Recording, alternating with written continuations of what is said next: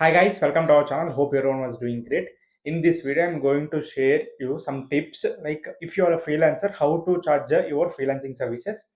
So before going into the video, if you're seeing me the first time and you're visiting this channel for the first time, don't forget to subscribe our channel and like this video. To make you understand easily, I'll explain in 3 points.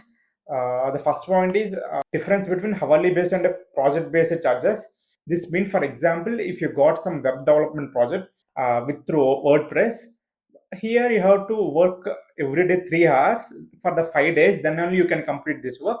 That means it's totally 15 hours. Means per hour, if you're charging a 1000, it totally a 15 hours, right? For that you have to charge 15,000. In this way you have to charge for the hourly based projects. Maybe some people will think like they can cheat and all, but it's not going to happen because there is some analytical tool where you have to show the proof to your clients whether you worked on his or her project for this much of time or not. And this is about the hourly based. And coming to the project based, this is the normal one. You will take some project and will give some quotation. If it is final, then you will do the project for this amount of money. If your client asking to deliver a project early, for an example, you got some web development project again, that takes around 7 days. But the client asking to try to deliver it in 5 days, then you can demand extra money for that early delivery. This is the main difference between a hourly based and a project based. In this way, you can charge your clients. And other way, this is kind of a tip, and it is also wasting to the other people. For example, you got some web development project, but you don't know how much to charge. Then you can contact some web developer who freelancer who is already existing, and ask him or her like how much they are charging. Directly go as a client and ask.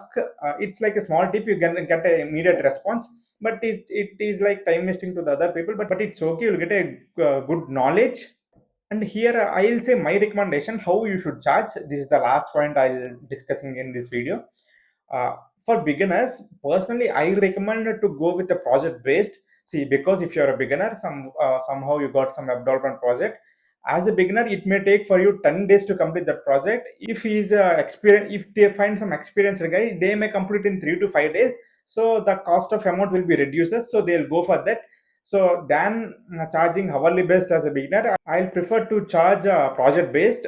If you're an experienced freelancer and you had a couple of years of experience, then it totally depends on you. If you are getting a good number of clients, then it's your wish. You can charge like a hourly based or a project based.